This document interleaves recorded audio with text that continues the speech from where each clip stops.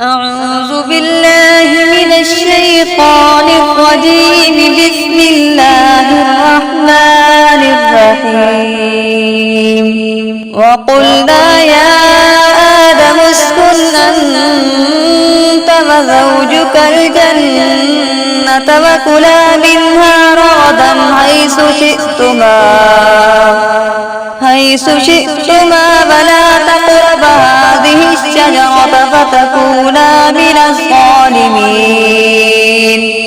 فأزلهما الشيطان عنها فأخرجهما مما كان فيه وقلنا اهبطوا بعضكم لبعض عدو ولكم في الأرض مستقر ومتاع إلى حين. فتلقى آدم من ربه كلمات فتاب عليه إنه هو التواب الرحيم.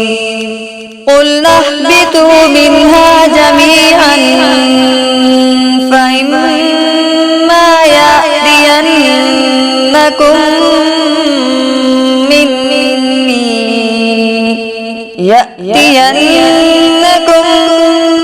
مني هدى فمن تبع هدايا فلا خوف عليهم ولا هم يحزنون.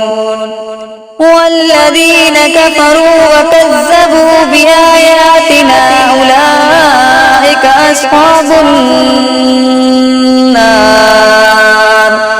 هم فيها خالدون.